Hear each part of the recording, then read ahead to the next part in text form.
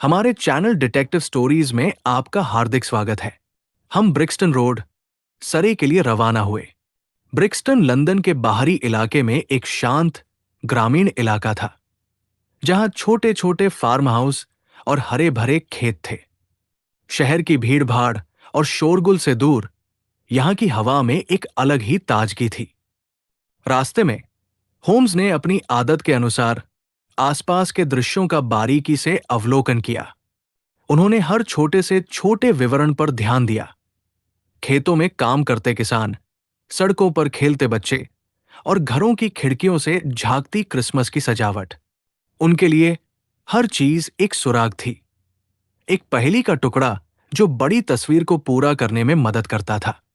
देखो, वॉटसन, उन्होंने एक खेत की ओर इशारा करते हुए कहा, जहां कुछ हंस चल रहे थे।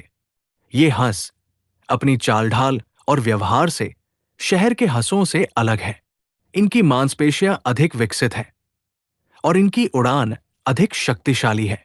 यह दर्शाता है कि इन्हें खुले में पाला गया है, जहां इन्हें उड़ने और चरने की अधिक स्वतंत्रता मिली है। उनकी आवाज में एक अजीब सी संतुष्टि थी, जैसे उन्होंने एक और छोटे से रहस्य को सुलझा लिया हो। मैं उनकी अवलोकन क्षमता से हमेशा चकित रह जाता था। जहां मैं केवल एक खेत और कुछ हंस देखता था, वही होम्स एक पूरी कहानी पढ़ लेते थे। हंसों के पालन पोषण का तरीका, उनके मालिक की आर्थिक स्थिति और यहां तक कि उस इलाके की जलवायु भी। ये उनकी अद्वितीय प्रतिभा थी, जिसने उन्हें दुनिया के सबसे महान जासूसों में से एक बनाया था। मिसेस ओकशार्ट का फार्म हाउस एक छोटी सी पहाड़ी पर स्थित था, जहां से आसपास के हरे भरे खेतों का एक सुंदर दृश्य दिखाई देता था। फार्म हाउस के चारों ओर एक छोटा सा बाड़ा था, जिसमें कई हंस और मुर्गियां घूम रहे थे। हवा में ताजी घास और जानवरों की एक हल्की सी गंध थी, जो शहर की धुंध और धुएं से बिल्कुल अलग थी। मिसेस ओकशार्ट एक बूढ़ी, मेहनती महिला थी, जो एक छोटे से फार्म हाउस में रहती थी और हंस पालने का काम करती थी। उनके चेहरे पर झुर्रियां थी, लेकिन उनकी आंखों में एक अजीब सी चमक थी, जो उनके जीवन के अनुभवों को दर्शाती थी। उन्होंने हमें अपने छोटे से बैठक कक्ष में बिठाया, जहां चिमनी में आग जल रही थी और दीवारों पर पुरानी पारिवारिक तस्वीरें लटकी हुई थी। कमरे में एक आरामदायक और घरेलू माहौल था, जो हमें शहर की भागदौड़ भरी जिंदगी से दूर एक शांत दुनिया में ले गया। जब हमने उनसे नीले कार्बंकल के बारे में पूछा, तो वे चौंक गई। नीला कार्बंकल? उन्होंने कहा। उनकी आवाज में आश्चर्य था। मुझे इसके बारे में कुछ नहीं पता। मैं तो बस हंस पालती हूं और उन्हें बेचती हूं। मेरा जीवन तो इन हंसों और खेतों के बीच ही बीत गया है। मैंने कभी किसी हीरे या जवाहरात के बारे में नहीं सोचा। होम्स ने उन्हें पूरी कहानी बताई कि कैसे एक हंस के पेट में नीला कार्बंकल मिला और कैसे ये हंस उनके फार्म से आया था। उन्होंने मिसेस ओकशार्ट को धैर्यपूर्वक समझाया कि यह कोई आरोप नहीं था, बल्कि केवल तथ्यों को जोड़ने का एक प्रयास था। मिसेस ओकशार्ट ने ध्यान से सुना। उनके चेहरे पर चिंता और आश्चर्य का मिलाजुला भाव था। यह तो बहुत ही अजीब बात है, उन्होंने कहा, अपनी आंखों को मलते हुए। मुझे समझ नहीं आ रहा कि ऐसा कैसे हो सकता है। मेरे फार्म पर तो कभी कोई ऐसी घटना नहीं हुई। होम्स ने उनसे उनके कर्मचारियों के बारे में पूछा। मिसेस ओकशार्ट ने बताया कि उनके पास एक कर्मचारी था, जिसका नाम जेम्स राइडर था। वह एक ईमानदार और मेहनती आदमी था, लेकिन हाल ही में वो थोड़ा परेशान और चिंतित रहने लगा था। वो हमेशा से एक अच्छा लड़का था, मिसेस ओकशार्ट ने कहा। उनकी आवाज में थोड़ी उदासी थी, लेकिन पिछले कुछ हफ्तों से वो बदला बदला सा लग रहा था। वो अक्सर अकेला रहता था और किसी से बात नहीं करता था। मुझे लगा कि शायद उसे कोई परेशानी है, लेकिन उसने कभी मुझे बताया नहीं। James rider? होम्स ने पूछा। उनकी आंखों में एक नई चमक थी, जैसे उन्होंने एक महत्वपूर्ण सुराग पकड़ लिया हो। क्या वो वही आदमी है जो काउंटेस ऑफ मोरकार के होटल में काम करता था? हाँ, मिस्टर होम्स, मिसेस ओकशार्ट ने कहा। वो वही काम करता था, लेकिन हाल ही में उसने नौकरी छोड़ दी थी।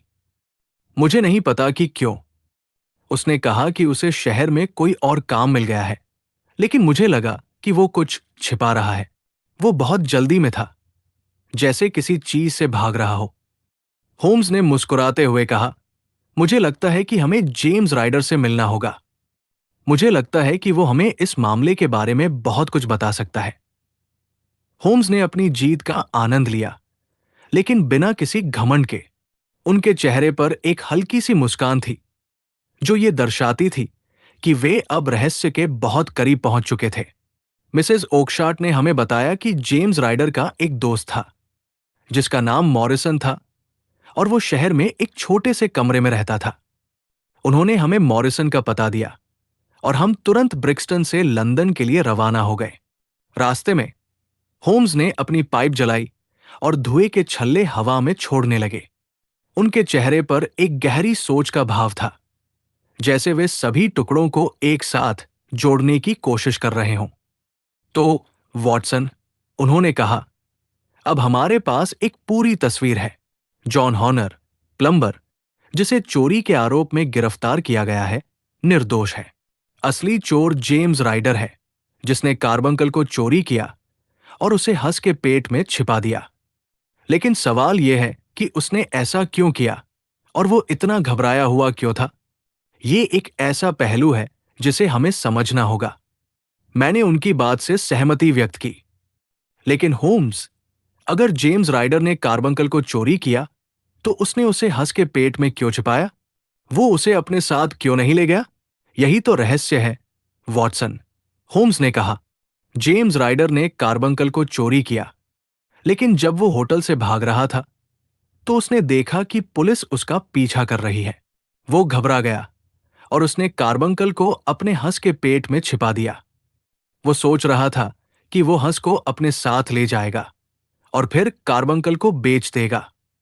लेकिन जब वो होटल से भाग रहा था, तो उसने देखा कि पुलिस उसका पीछा कर रही है। वो घबरा गया और उसने हंस को एक बूढ़े आदमी को बेच दिया, जो उसे नहीं जानता था। वो बूढ़ा आदमी हेनरी बेकर था। होम्स ने एक गहरी सांस ली। ये एक ऐसी कहानी है जिसमें लालच, भय और एक पल की मूर्खता शामिल है। हम लंदन की भीड़ भाड़ वाली सड़कों से होते हुए मॉरिसन के पते पर पहुंचे।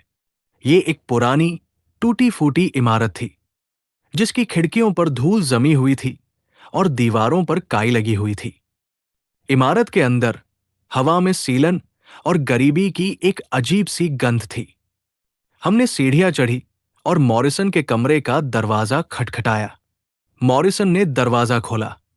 वह एक छोटा, दुबला पतला आदमी था, जिसकी आंखों में भय और चिंता का भाव था। जब हमने उससे जेम्स राइडर के बारे में पूछा, तो वो पहले तो घबरा गया, लेकिन फिर उसने हमें बताया कि जेम्स राइडर उसके कमरे में छिपा हुआ है। वो बहुत डरा हुआ है, सर, मॉरिसन ने कहा। उसकी आवाज में कांप थी। वो जानता है कि उसने गलती की है और वो पुलिस से भाग रहा है। होम्स ने मॉरिसन को शांत किया और उसे आश्वासन दिया कि हम केवल जेम्स राइडर से बात करना चाहते हैं। मॉरिसन ने हमें जेम्स राइडर के कमरे में ले गया। रहस्य का खुलासा। जेम्स राइडर एक छोटे से अंधेरे कमरे में छिपा हुआ था। जब हमने उसे पाया, तो वो डरा हुआ और घबराया हुआ था। उसके चेहरे पर अपराध बोध और पश्चाताप की गहरी छाप थी। उसकी आंखें लाल थी, जैसे वो कई रातों से सोया न हो, और उसके बाल बिखरे हुए थे। वो एक कोने में दुबका हुआ था, जैसे कोई घायल जानवर। कमरे में एक अजीब सी उदासी और निराशा का माहौल था, जो जेम्स राइडर की मानसिक स्थिति को दर्शाता था। होम्स ने उसे ध्यान से देखा। उनकी आंखों में कोई क्रोध या घृणा नहीं थी, बल्कि एक गहरी समझ और करुणा थी। जेम्स राइडर, होम्स ने अपनी शांत लेकिन दृढ़ आवाज में कहा, हमें पता है कि तुमने नीले कार्बंकल को चोरी किया है। हमें पता है कि तुमने उसे हंस के पेट में छिपाया था, और हमें पता है कि तुम अब बहुत पछता रहे हो। जेम्स राइडर ने पहले तो इनकार किया। उसकी आवाज में कांप थी। नहीं, सर, मैं नहीं जानता कि आप किस बारे में बात कर रहे हैं। मैंने कुछ नहीं किया। लेकिन उसकी आंखें, जो होम्स की पैनी नजरों से बच नहीं सकती थी, उसकी झूठ को उजागर कर रही थी। होम्स ने उसे सभी सबूत दिखाए। हेनरी बेकर की टोपी, हस का टैग, मिसेज ओकशार्ट का बयान और मिस्टर ब्रेकिनरिज की गवाही। उन्होंने एक एक करके सभी टुकड़ों को जोड़ा और जेम्स राइडर के सामने एक पूरी तस्वीर पेश की। जैसे जैसे होम्स अपनी बात कहते गए, जेम्स राइडर का प्रतिरोध कम होता गया। उसके चेहरे पर भय और अपराध बोध का भाव गहराता गया। अंततः वो टूट गया। उसने रोते हुए अपना अपराध कबूल कर लिया। उसकी आवाज में एक गहरी पीड़ा थी, जैसे कोई अपनी आत्मा के बोझ को हल्का कर रहा हो। हाँ सर, मैंने किया, उसने सिसकते हुए कहा। मैंने नीले कार्बंकल को चोरी किया। मैं जानता हूं कि मैंने गलती की है। मैं इसके लिए बहुत शर्मिंदा हूं। उसके आंसू उसके गालों पर बह रहे थे और उसके शरीर में एक अजीब सी कांप थी। उसने बताया कि वो काउंटेस ऑफ मोरकार के होटल में काम करता था। वहां उसकी दोस्ती काउंटेस की नौकरानी कैथरीन कुसैक से हो गई थी। कैथरीन एक लालची और महत्वाकांक्षी महिला थी, जिसने उसे कार्बंकल चोरी करने के लिए उकसाया था। उसने जेम्स राइडर को बताया कि कार्बंकल बहुत कीमती है और अगर वे उसे बेच दें तो वे अमीर बन सकते हैं और एक नया जीवन शुरू कर सकते हैं। जेम्स राइडर, जो पैसों की तंगी से जूझ रहा था और एक बेहतर जीवन की तलाश में था, लालच में आ गया। उसने सोचा कि ये उसके लिए एक मौका है अपनी गरीबी से बाहर निकलने का। उसने कैथरीन के साथ मिलकर एक योजना बनाई। कैथरीन ने उसे बताया कि कार्बंकल कहाँ रखा है और उसने उसे चोरी करने का तरीका बताया। मैंने कभी नहीं सोचा था कि ये इतना मुश्किल होगा, जेम्स राइडर ने कहा। उसकी आवाज में निराशा थी। मैंने कार्बंकल को चोरी किया और जब मैं होटल से भाग रहा था तो मैंने देखा कि पुलिस मेरा पीछा कर रही है। मैं घबरा गया और मैंने कार्बंकल को अपने हंस के पेट में छिपा दिया। मैं सोच रहा था कि मैं हंस को अपने साथ ले जाऊंगा और फिर कार्बंकल को बेच दूंगा। लेकिन जब मैं होटल से भाग रहा था तो मैंने देखा कि पुलिस मेरा पीछा कर रही है। मैं घबरा गया और मैंने हंस को एक बूढ़े आदमी को बेच दिया, जो उसे नहीं जानता था। वो बूढ़ा आदमी हेनरी बेकर था। उसने बताया कि कैसे उसने हेनरी बेकर को हंस बेचा और कैसे वो पुलिस से बचकर भागा। उसने ये भी बताया कि कैसे वो कई दिनों से छिपा हुआ था, भय और अपराध बोध से ग्रस्त था। मैं हर रात सो नहीं पाता था सर, उसने कहा। मुझे हर पल डर लगता था कि पुलिस मुझे पकड़ लेगी। मैंने अपनी जिंदगी बर्बाद कर दी है। होम्स ने उसे ध्यान से सुना। उनके चेहरे पर एक गहरी सोच का भाव था। उन्होंने जेम्स राइडर की कहानी में छिपी मानवीय पीड़ा को समझा। उन्होंने देखा कि जेम्स राइडर केवल एक अपराधी नहीं था, बल्कि एक ऐसा व्यक्ति भी था जो परिस्थितियों का शिकार था और जिसने एक पल के लालच में एक बड़ी गलती कर दी थी। जेम्स राइडर, होम्स ने कहा, तुमने एक गंभीर अपराध किया है, लेकिन मुझे लगता है कि तुम अपने अपराध के लिए बहुत पछता रहे हो और मुझे लगता है कि तुम्हें एक मौका मिलना चाहिए। होम्स ने एक गहरी सांस ली, जैसे वे एक महत्वपूर्ण निर्णय ले रहे हों। मैंने होम्स की ओर देखा, आश्चर्यचकित था। क्या वे सचमुच इस अपराधी को जाने देंगे? क्या ये न्याय के सिद्धांतों के खिलाफ नहीं होगा? मेरे मन में कई सवाल उठ रहे थे, लेकिन मैंने चुप रहना ही बेहतर समझा। मैं जानता था कि होम्स के पास हमेशा एक कारण होता है और उनका निर्णय हमेशा गहरा और विचारशील होता है। होम्स ने जेम्स राइडर को जाने दिया। उन्होंने उसे बताया कि वे उसे पुलिस को नहीं सौंपेंगे, लेकिन उसे अपनी जिंदगी सुधारनी होगी।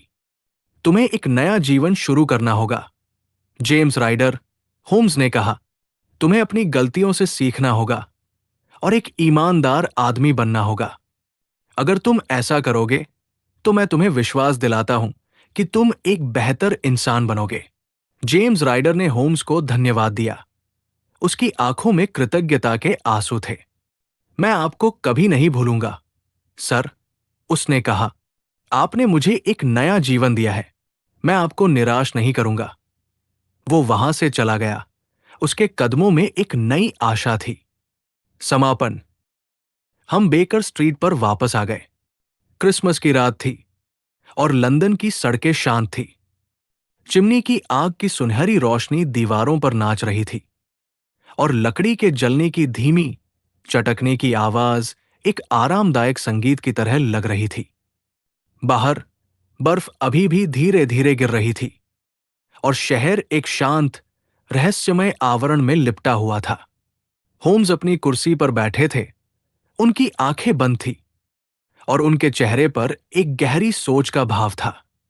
मैंने अपनी नोटबुक में लिखना जारी रखा, इस मामले के हर विवरण को दर्ज करते हुए और होम्स के असाधारण निर्णय पर विचार करते हुए। वॉटसन, होम्स ने अपनी पाइप से एक लंबा कश लेते हुए कहा। उनकी आवाज में एक दार्शनिक गहराई थी। मुझे लगता है कि हमने एक अच्छा काम किया है। हमने एक निर्दोष व्यक्ति को जेल जाने से बचाया है और हमने एक अपराधी को एक नया जीवन शुरू करने का मौका दिया है। क्या यह न्याय नहीं है? लेकिन होम्स, मैंने कहा, क्या यह सही था कि आपने उसे जाने दिया? वो एक अपराधी था। कानून के अनुसार उसे सजा मिलनी चाहिए थी। होम्स ने अपनी आंखें खोली और मेरी ओर देखा। उनकी गहरी, भूरी आंखों में एक अजीब सी चमक थी जो उनके सबसे गहरे और दार्शनिक विचारों को दर्शाती थी।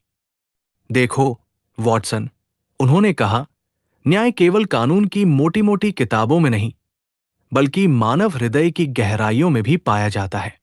कभी-कभी सबसे बड़ा न्याय क्षमा में ही निहित होता है। जेम्स राइडर ने गलती की थी, लेकिन वो अपने अपराध के लिए बहुत पछता रहा था और मुझे लगता है कि उसे एक मौका मिलना चाहिए था। अगर हम उसे जेल भेज देते तो वो शायद एक और अपराधी बन जाता, लेकिन उसे क्षमा करके हमने उसे एक बेहतर इंसान बनने का मौका दिया है।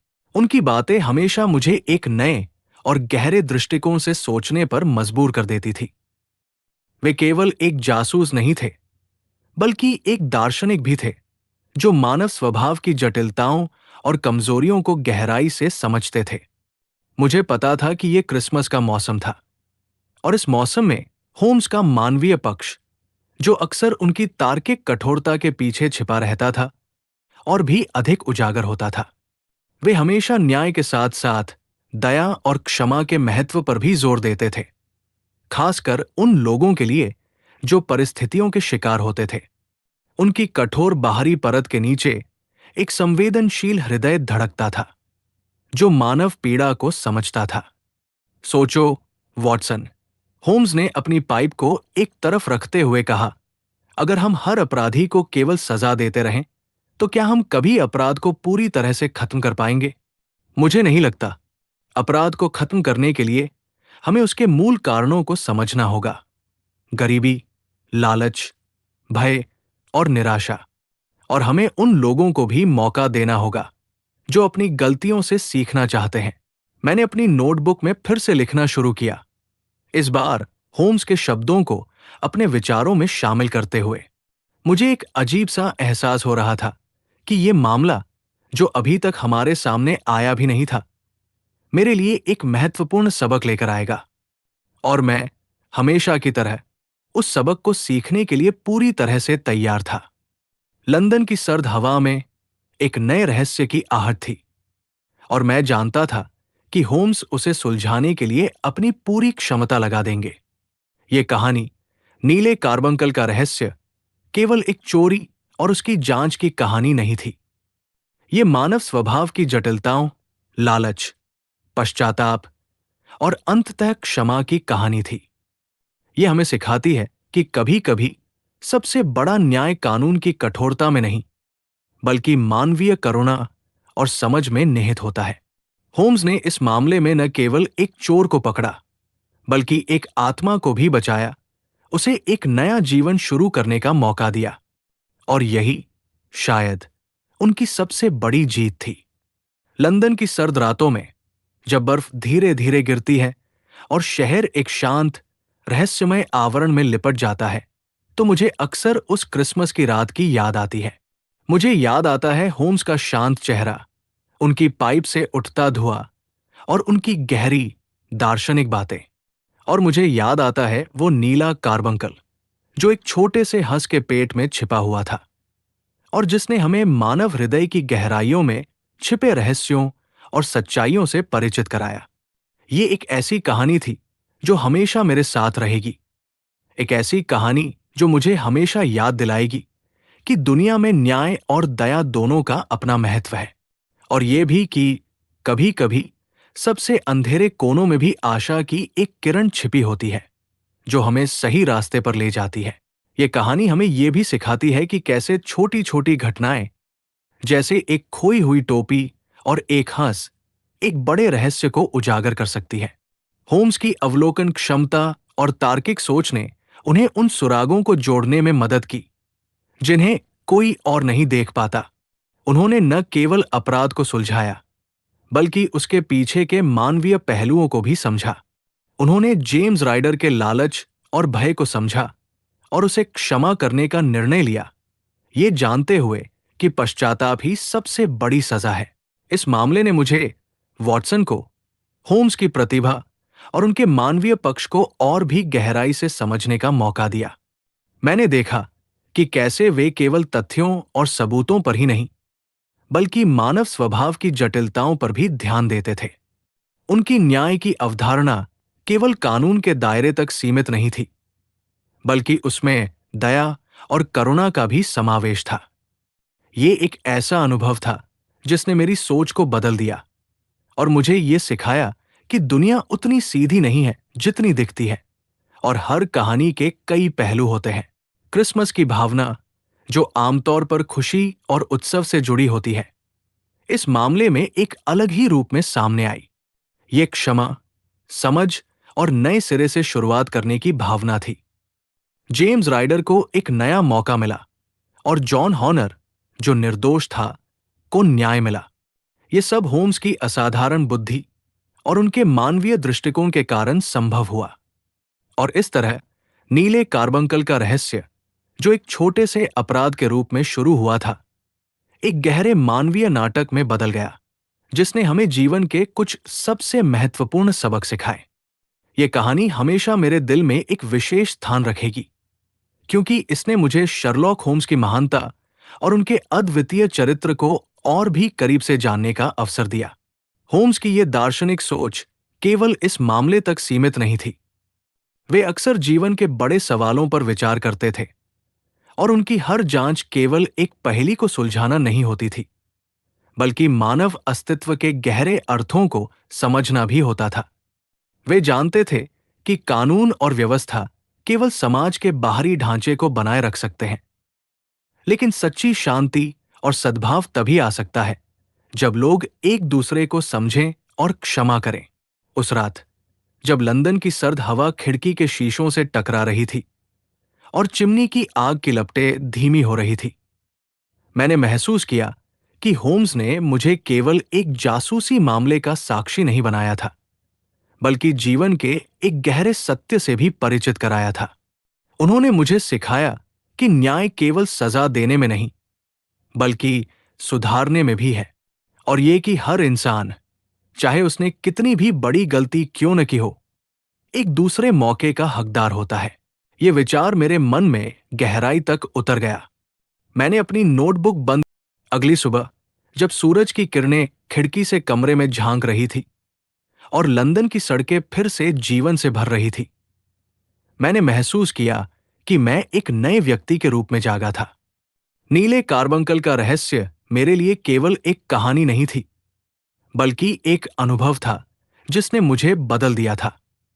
ये एक ऐसी कहानी थी जो मुझे हमेशा याद दिलाएगी कि शर्लॉक होम्स केवल एक जासूस नहीं थे, बल्कि एक महान मानवतावादी भी थे, जो अपनी अद्वितीय बुद्धि और गहरी करुणा से दुनिया को एक बेहतर जगह बनाने का प्रयास करते थे। नए व्यक्ति के रूप में जागा था। नीले कार्बंकल का रहस्य मेरे लिए केवल एक कहानी नहीं थी, बल्कि एक अनुभव था जिसने मुझे बदल दिया था। ये एक ऐसी कहानी थी जो मुझे हमेशा याद दिलाएगी कि शर्लॉक होम्स केवल एक जासूस नहीं थे, बल्कि एक महान मानवतावादी भी थे, जो अपनी अद्वितीय बुद्धि और गहरी करुणा से दुनिया को एक बेहतर जगह बनाने का प्रयास करते थे। और इस तरह क्रिसमस के उस मौसम में, जब दुनिया उत्सव और खुशियों में डूबी थी, हमने एक ऐसा मामला सुलझाया जिसने हमें जीवन के कुछ सबसे महत्वपूर्ण सबक सिखाए। ये एक ऐसी कहानी थी जो हमेशा मेरे साथ रहेगी। एक ऐसी कहानी जो मुझे हमेशा याद दिलाएगी कि दुनिया में न्याय और दया दोनों का अपना महत्व है, और ये भी कि कभी-कभी सबसे अंधेरे कोनों में भी आशा की एक किरण छिपी होती है, जो हमें सही रास्ते पर ले जाती है। ये एक ऐसी कहानी थी जो मुझे हमेशा याद दिलाएगी कि शर्लॉक होम्स केवल एक जासूस नहीं थे, बल्कि एक महान मानवतावादी भी थे, जो अपनी अद्वितीय बुद्धि और गहरी करुणा से दुनिया को एक बेहतर जगह बनाने का प्रयास करते थे। इस कहानी का अंत जेम्स राइडर की क्षमा और जॉन हॉनर की बेगुनाही की पुष्टि के साथ होम्स के न्याय के प्रति अद्वितीय दृष्टिकोण को दर्शाता है। उन्होंने दिखाया कि सच्चा न्याय केवल अपराध को दंडित करने में नहीं, बल्कि उसके पीछे के मानवीय कारणों को समझने और सुधार का अवसर प्रदान करने में भी निहित है। ये एक ऐसा सबक था जो वॉटसन के लिए ही नहीं, बल्कि हर उस पाठक के लिए भी था जो इस कहानी को पढ़ता है।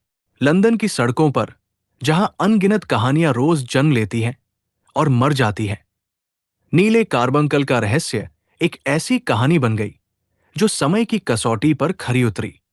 ये एक ऐसी कहानी थी जिसने दिखाया कि कैसे एक छोटा सा हीरा एक हंस के पेट में छिपा हुआ मानव स्वभाव की गहराइयों को उजागर कर सकता है, और कैसे एक महान जासूस अपनी अद्वितीय बुद्धि और मानवीय करुणा से न केवल अपराध को सुलझा सकता है, बल्कि जीवन के गहरे अर्थों को भी समझा सकता है। और इस तरह बेकर स्ट्रीट के 221 बी नंबर पर चिमनी की आग की सुनहरी रोशनी में शर्लॉक होम्स और डॉक्टर वॉटसन ने एक और रहस्य को सुलझाया और दुनिया को एक और कहानी दी जो हमेशा के लिए याद रखी जाएगी। ये कहानी हमें हमेशा याद दिलाएगी कि न्याय, दया और क्षमा, ये तीनों ही मानव समाज के आधार स्तंभ हैं, और इनके बिना कोई भी समाज सच्चा और स्थायी नहीं हो सकता। ये एक ऐसी कहानी थी जो हमें हमेशा प्रेरित करती रहेगी।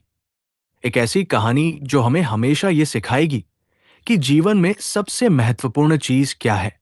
प्रस्तावना। दिसंबर का महीना था और लंदन शहर क्रिसमस की छुट्टियों की तैयारी में डूबा हुआ था। सड़कें बर्फ की एक मोटी चादर से ढकी हुई थी और हर तरफ एक उत्सव का माहौल था। बेकर स्ट्रीट के हमारे छोटे से अपार्टमेंट में मेरे दोस्त शर्लॉक होम्स और मैं, डॉक्टर वॉटसन, चिमनी के पास बैठे थे, बाहर की ठंड से बचते हुए। होम्स अपनी आराम कुर्सी पर बैठे थे। उनकी आंखें बंद थी और उनके हाथ में एक पुरानी फटी हुई टोपी थी जिसे वे बड़े ध्यान से देख रहे थे। ये टोपी, वॉटसन, उन्होंने अचानक कहा, अपनी आंखें खोले बिना एक पूरी कहानी कहती है।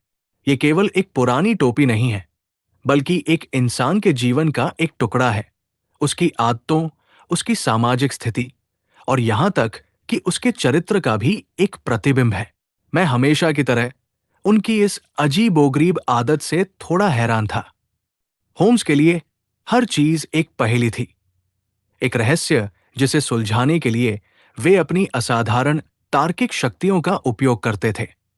उन्होंने टोपी को अपनी उंगलियों पर घुमाया, उसे हर कोण से देखा और फिर उसे अपनी नाक के पास ले जाकर सूंघा।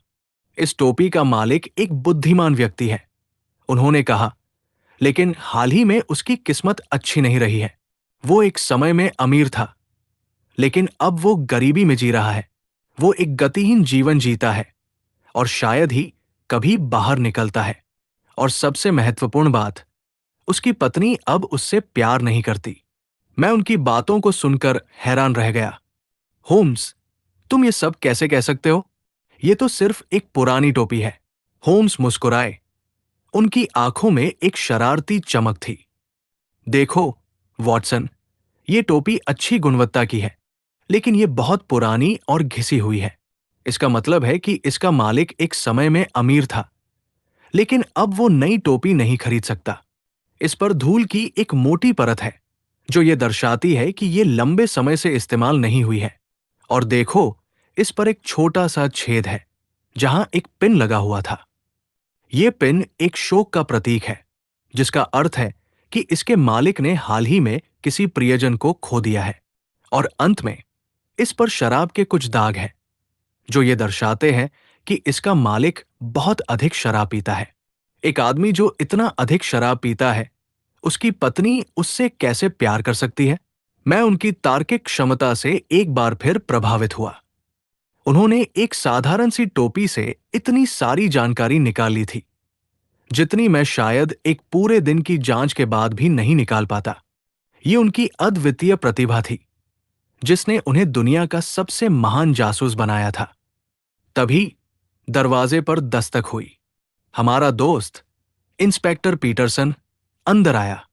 वो एक लंबा, हट्टा-कट्टा आदमी था, जिसके चेहरे पर हमेशा एक गंभीर भाव रहता था। लेकिन आज उसके चेहरे पर एक अजीब सी उत्तेजना थी। मिस्टर होम्स, उसने कहा, अपनी सांसों को नियंत्रित करते हुए, मुझे कुछ ऐसा मिला है जो आपको जरूर देखना चाहिए। उसने अपनी जेब से एक छोटा सा चमकदार पत्थर निकाला और उसे मेज पर रख दिया। वो एक हीरा था, लेकिन कोई साधारण हीरा नहीं। वो नीला कार्बंकल था, काउंटेस ऑफ मोरकार का प्रसिद्ध हीरा, जो कुछ दिन पहले ही उनके होटल के कमरे से चोरी हो गया था। ये तुम्हें कहाँ मिला, पीटरसन? होम्स ने पूछा। उनकी आंखों में एक नई चमक थी।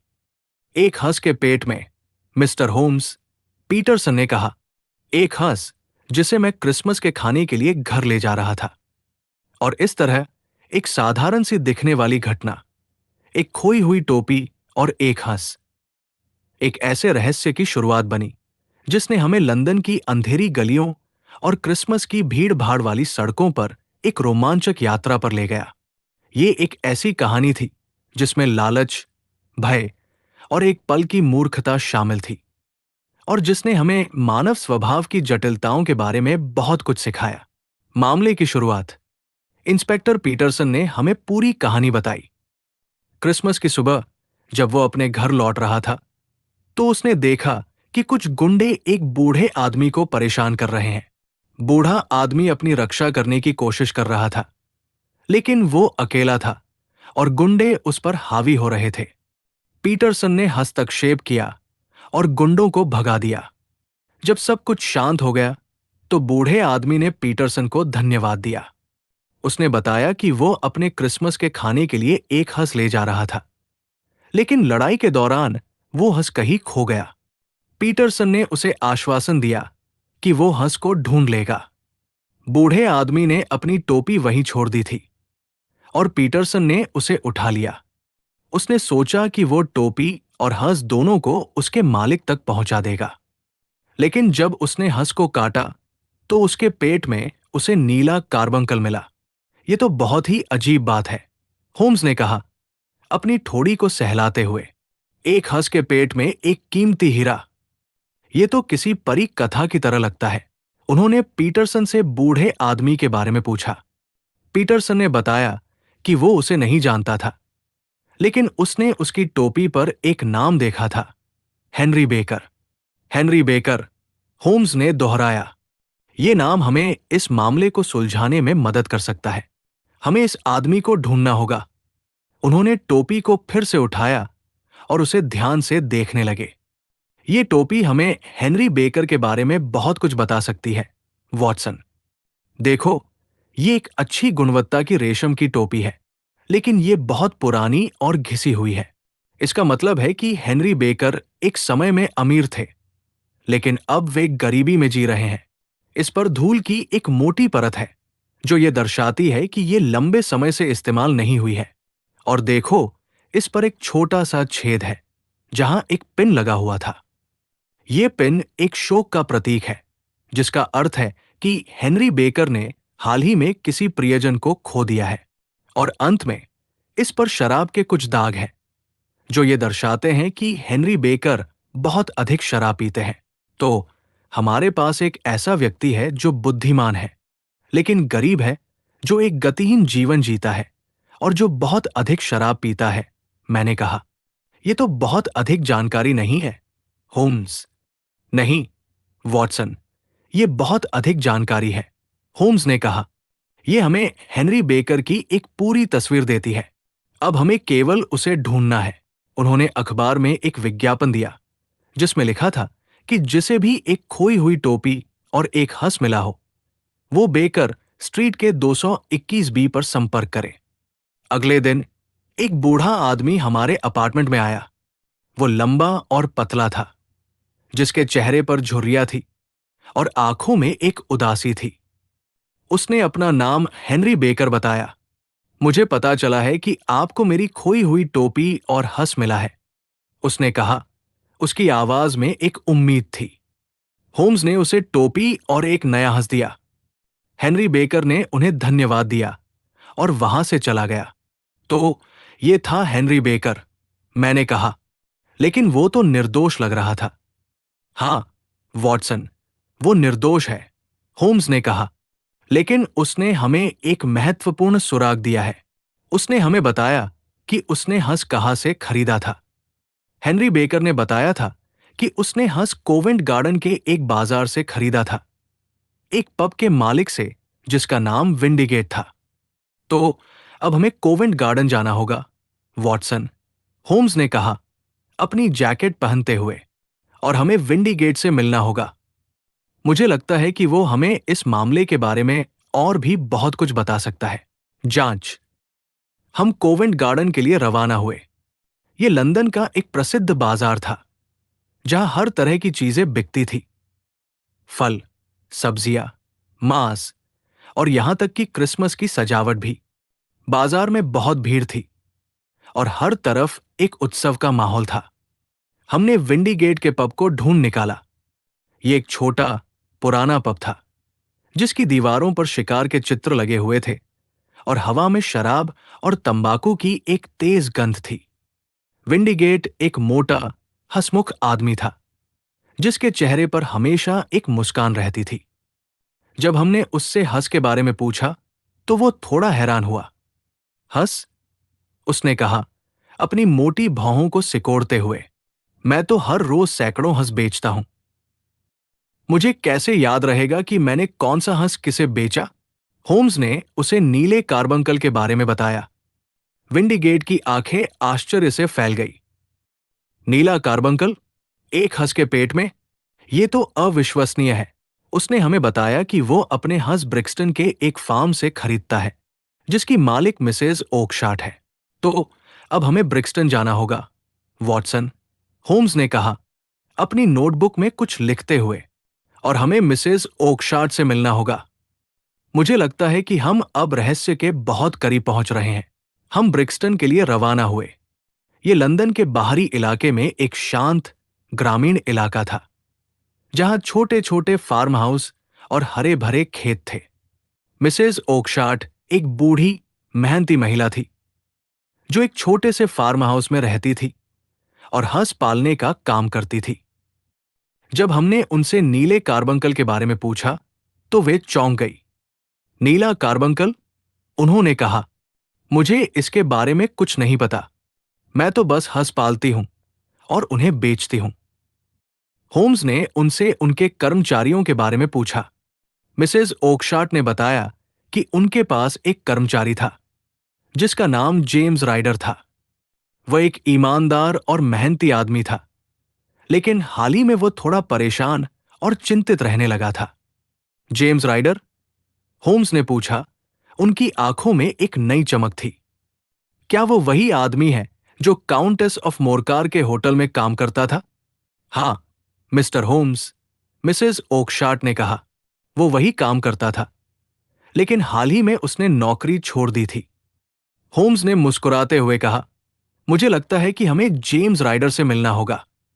मुझे लगता है कि वो हमें इस मामले के बारे में बहुत कुछ बता सकता है। मिसेस ओकशाट ने हमें बताया कि जेम्स राइडर का एक दोस्त था जिसका नाम मॉरिसन था और वो शहर में एक छोटे से कमरे में रहता था। हम मॉरिसन के पते पर पहुंचे। ये एक पुरानी, टूटी फूटी इमारत थी। मॉरिसन ने हमें बताया कि जेम्स राइडर उसके कमरे में छिपा हुआ है। रहस्य का खुलासा। जेम्स राइडर एक छोटे से अंधेरे कमरे में छिपा हुआ था। जब हमने उसे पाया तो वो डरा हुआ और घबराया हुआ था। उसके चेहरे पर अपराध बोध और पश्चाताप की गहरी छाप थी। होम्स ने उसे सभी सबूत दिखाए और जेम्स राइडर ने अपना अपराध कबूल कर लिया।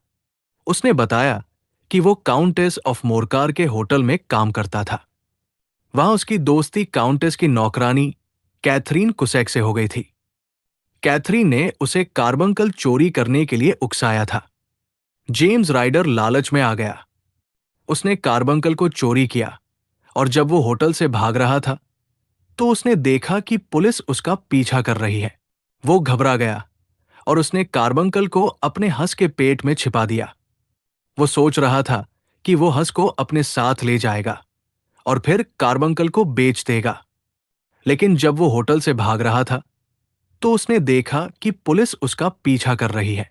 वो घबरा गया और उसने हंस को एक बूढ़े आदमी को बेच दिया जो उसे नहीं जानता था। वो बूढ़ा आदमी हेनरी बेकर था। समापन। होम्स ने जेम्स राइडर को जाने दिया। उन्होंने उसे बताया कि वे उसे पुलिस को नहीं सौंपेंगे, लेकिन उसे अपनी जिंदगी सुधारनी होगी। वॉटसन, होम्स ने बाद में कहा, मुझे लगता है कि हमने एक अच्छा काम किया है। हमने एक निर्दोष व्यक्ति को जेल जाने से बचाया है और हमने एक अपराधी को एक नया जीवन शुरू करने का मौका दिया है। क्या ये न्याय नहीं है? मैंने उनकी बात से सहमति व्यक्त की। ये क्रिसमस का मौसम था और इस मौसम में होम्स का मानवीय पक्ष और भी अधिक उजागर होता था। उन्होंने न केवल एक चोर को पकड़ा, बल्कि एक आत्मा को भी बचाया, उसे एक नया जीवन शुरू करने का मौका दिया। और यही शायद उनकी सबसे बड़ी जीत थी। ये कहानी नीले कार्बंकल का रहस्य केवल एक चोरी और उसकी जांच की कहानी नहीं थी। ये मानव स्वभाव की जटिलताओं, लालच, पश्चाताप और अंततः क्षमा की कहानी थी। ये हमें सिखाती है कि कभी-कभी सबसे बड़ा न्याय कानून की कठोरता में नहीं, बल्कि मानवीय करुणा और समझ में निहित होता है। प्रस्तावना विस्तारित। दिसंबर का महीना अपने चरम पर था और लंदन शहर क्रिसमस की छुट्टियों की तैयारी में पूरी तरह से डूबा हुआ था। हवा में ठंडक थी और हर तरफ बर्फ की एक मोटी सफेद चादर बिछी हुई थी, जिसने शहर को एक जादुई शांत आवरण में लपेट लिया था। सड़कों पर चहल पहल थी। लोग गर्म कपड़ों में लिपटे हुए अपने प्रियजनों के लिए उपहार खरीदते हुए और क्रिसमस के गीतों की धुन पर गुनगुनाते हुए दिखाई दे रहे थे। हर दुकान की खिड़की रंगीन रोशनी और सजावट से जगमगा रही थी और हवा में भुने हुए चेस्टनट और पाइन की ताजी खुशबू तैर रही थी। ये एक ऐसा समय था जब शहर का हर कोना खुशी और उम्मीद से भरा हुआ था और हर चेहरा एक नई शुरुआत की आशा से चमक रहा था। बेकर स्ट्रीट के हमारे आरामदायक अपार्टमेंट में, जहां शहर का शोरगुल मुश्किल से ही पहुंच पाता था, मेरे दोस्त शर्लॉक होम्स और मैं, डॉक्टर वॉटसन, चिमनी के पास बैठे थे। बाहर की कड़ाके की ठंड से बचने के लिए हमने आग जला रखी थी, जिसकी सुनहरी लपटें दीवारों पर नाच रही थी और कमरे को एक आरामदायक गर्माहट दे रही थी। होम्स अपनी पसंदीदा आराम कुर्सी पर बैठे थे। उनकी आंखें बंद थी और उनके हाथ में एक पुरानी फटी हुई टोपी थी, जिसे वे बड़े ध्यान से देख रहे थे। ये टोपी, जिसे वे कुछ देर पहले ही इंस्पेक्टर पीटरसन से प्राप्त कर चुके थे, उनके लिए केवल एक वस्तु नहीं थी, बल्कि एक रहस्य थी, एक पहेली थी जिसे सुलझाने के लिए उनका दिमाग लगातार काम कर रहा था। ये टोपी, वॉटसन, उन्होंने अचानक कहा। उनकी आवाज में एक गहरी, विचारशील गंभीरता थी। एक पूरी कहानी कहती है। ये केवल एक पुरानी टोपी नहीं है, बल्कि एक इंसान के जीवन का एक जीता जागता दस्तावेज है। ये उसके संघर्षों, उसकी आदतों, उसकी सामाजिक स्थिति और यहां तक कि उसके चरित्र का भी एक गहरा प्रतिबिंब है। हर दाग, हर फटा हुआ किनारा, हर घिसा हुआ हिस्सा, ये सब एक कहानी सुनाते हैं, अगर कोई उन्हें सुनना चाहे। मैं हमेशा की तरह उनकी इस अजीबोगरीब आदत से थोड़ा हैरान था, लेकिन अब मुझे इसकी आदत हो चुकी थी। होम्स के लिए दुनिया की हर चीज एक पहेली थी, एक रहस्य जिसे सुलझाने के लिए वे अपनी असाधारण तार्किक शक्तियों का उपयोग करते थे।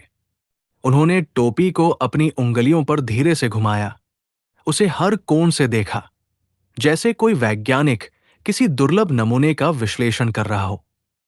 फिर उन्होंने उसे अपनी नाक के पास ले जाकर सूंघा, जैसे कोई पारखी किसी पुरानी शराब की खुशबू ले रहा हो। इस टोपी का मालिक एक बुद्धिमान व्यक्ति है, उन्होंने कहा। उनकी आवाज में एक निश्चितता थी, लेकिन हाल ही में उसकी किस्मत अच्छी नहीं रही है। वो एक समय में अमीर था, एक सम्मानजनक जीवन जीता था, लेकिन अब वो गरीबी में जी रहा है। शायद अपनी पिछली गलतियों या दुर्भाग्यपूर्ण परिस्थितियों के कारण वो एक गतिहीन जीवन जीता है, शायद ही कभी बाहर निकलता है, और उसका सामाजिक दायरा बहुत सीमित है। और सबसे महत्वपूर्ण बात, उसकी पत्नी अब उससे प्यार नहीं करती, या शायद वो अब उसके साथ नहीं है। मैं उनकी बातों को सुनकर हैरान रह गया। होम्स, तुम ये सब कैसे कह सकते हो? ये तो सिर्फ एक पुरानी, घिसी हुई टोपी है। इसमें इतनी सारी जानकारी कैसे छिपी हो सकती है? होम्स मुस्कुराए। उनकी आंखों में एक शरारती चमक थी, जो उनकी गहरी सोच को छिपा रही थी। देखो, वॉटसन, ये टोपी अच्छी गुणवत्ता की है। एक समय में ये बहुत महंगी रही होगी, लेकिन ये बहुत पुरानी और घिसी हुई है। इसका मतलब है कि इसका मालिक एक समय में संपन्न था, लेकिन अब वो नई टोपी खरीदने का सामर्थ्य नहीं रखता। इस पर धूल की एक मोटी परत है, जो ये दर्शाती है कि ये लंबे समय से इस्तेमाल नहीं हुई है, और इसका मालिक शायद ही कभी बाहर निकलता है। और देखो, इस पर एक छोटा सा छेद है, जहां एक पिन लगा हुआ था। ये पिन एक शोक का प्रतीक है, जिसका अर्थ है कि इसके मालिक ने हाल ही में किसी प्रियजन को खो दिया है, या किसी गहरे दुख से गुजरा है। और अंत में इस पर शराब के कुछ दाग हैं, जो ये दर्शाते हैं कि इसका मालिक बहुत अधिक शराब पीता है, शायद अपनी परेशानियों को भुलाने के लिए। एक आदमी जो इतना अधिक शराब पीता है, जो अपनी जिंदगी में इतना निराश है, उसकी पत्नी उससे कैसे प्यार कर सकती है, या उसके साथ कैसे रह सकती है?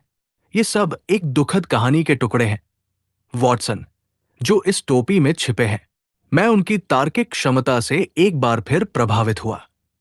उन्होंने एक साधारण सी टोपी से इतनी सारी जानकारी निकाल ली थी, जितनी मैं शायद एक पूरे दिन की गहन जांच के बाद भी नहीं निकाल पाता। ये उनकी अद्वितीय प्रतिभा थी, जिसने उन्हें दुनिया का सबसे महान जासूस बनाया था। उनकी अवलोकन शक्ति इतनी तीव्र थी कि वे किसी भी वस्तु में छिपे गहरे अर्थों को तुरंत पहचान लेते थे, और फिर उन अर्थों को एक तार्किक श्रृंखला में जोड़कर एक पूरी कहानी बना देते थे। तभी दरवाजे पर एक जोरदार दस्तक हुई, जिसने हमें हमारी गहरी सोच से बाहर निकाला। हमारा दोस्त इंस्पेक्टर पीटरसन अंदर आया। वो एक लंबा, हट्टा-कट्टा आदमी था, जिसके चेहरे पर हमेशा एक गंभीर और कर्तव्यनिष्ठ भाव रहता था। लेकिन आज उसके चेहरे पर एक अजीब सी उत्तेजना और आश्चर्य का भाव था, जैसे उसने कुछ ऐसा देख लिया हो जिस पर उसे खुद भी विश्वास न हो रहा हो। उसके हाथ में एक छोटा सा, चमकदार पत्थर था, जिसे उसने अपनी जेब से निकाला और मेज पर रख दिया। वो एक हीरा था, लेकिन कोई साधारण हीरा नहीं। वो नीला कार्बंकल था, काउंटेस ऑफ मोरकार का प्रसिद्ध हीरा, जो कुछ दिन पहले ही उनके होटल के कमरे से रहस्यमय तरीके से चोरी हो गया था। ये हीरा अपनी अद्वितीय नीली चमक और विशाल आकार के लिए जाना जाता था, और इसकी चोरी ने पूरे लंदन में सनसनी फैला दी थी। ये तुम्हें कहाँ मिला, पीटरसन? होम्स ने पूछा। उनकी आंखों में एक नई चमक थी, जो किसी नए रहस्य को सुलझाने की उत्सुकता को दर्शा रही थी।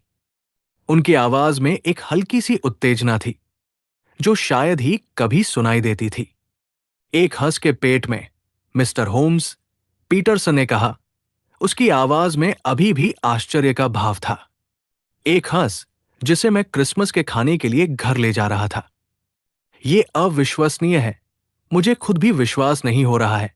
और इस तरह एक साधारण सी दिखने वाली घटना, एक खोई हुई टोपी और एक हंस, एक ऐसे रहस्य की शुरुआत बनी जिसने हमें लंदन की अंधेरी गलियों और क्रिसमस की भीड़ भाड़ वाली सड़कों पर एक रोमांचक यात्रा पर ले गया। ये एक ऐसी कहानी थी जिसमें लालच, भय और एक पल की मूर्खता शामिल थी, और जिसने हमें मानव स्वभाव की जटिलताओं के बारे में बहुत कुछ सिखाया। ये मामला केवल एक चोरी का नहीं था, बल्कि मानवीय लालच, पश्चाताप और क्षमा की एक गहरी कहानी थी, जिसे होम्स अपनी अद्वितीय बुद्धि और मानवीय करुणा से सुलझाने वाले थे। मामले की शुरुआत विस्तारित। इंस्पेक्टर पीटरसन ने हमें अपनी पूरी कहानी विस्तार से बताई। उसकी आवाज में अभी भी उस घटना का रोमांच और आश्चर्य साफ झलक रहा था। क्रिसमस की सुबह जब वो अपने घर लौट रहा था, तो उसने देखा कि कोवेंट गार्डन के पास एक गली में कुछ गुंडे एक बूढ़े आदमी को परेशान कर रहे हैं। बूढ़ा आदमी, जो अपनी उम्र के कारण कमजोर दिख रहा था, अपनी रक्षा करने की कोशिश कर रहा था, लेकिन वो अकेला था और गुंडे उस पर हावी हो रहे थे। पीटरसन अपने कर्तव्यनिष्ठ स्वभाव के कारण तुरंत हस्तक्षेप किया और अपनी पुलिस की वर्दी का रौब दिखाते हुए गुंडों को भगा दिया। गुंडे पुलिस को देखकर तुरंत भाग खड़े हुए और बूढ़ा आदमी सुरक्षित बच गया। जब सब कुछ शांत हो गया, तो बूढ़े आदमी ने पीटरसन को धन्यवाद दिया। उसकी आवाज में कृतज्ञता थी। उसने बताया कि वो अपने क्रिसमस के खाने के लिए एक हंस ले जा रहा था, लेकिन लड़ाई के दौरान वो हंस कहीं खो गया। उसने अपनी टोपी भी वहीं छोड़ दी थी, जो शायद लड़ाई के दौरान गिर गई थी। पीटरसन ने उसे आश्वासन दिया कि वो हंस को ढूंढ लेगा और उसे उसके घर तक पहुंचा देगा। उसने टोपी को उठा लिया, ये सोचकर कि वो टोपी और हंस दोनों को उसके मालिक तक पहुंचा देगा। लेकिन जब उसने हंस को काटा, तो उसके पेट में उसे नीला कार्बंकल मिला। ये एक ऐसा क्षण था जिसने पीटरसन को पूरी तरह से हिला दिया था, और उसे विश्वास नहीं हो रहा था कि उसने अपनी आंखों से क्या देखा है। ये तो बहुत ही अजीब बात है, होम्स ने कहा, अपनी ठोड़ी को धीरे से सहलाते हुए। उनकी आंखों में एक गहरी सोच थी। एक हंस के पेट में एक कीमती हीरा। यह तो किसी परी कथा की तरह लगता है, या किसी प्राचीन रहस्य की कहानी। यह मामला जितना दिख रहा है, उससे कहीं अधिक जटिल है।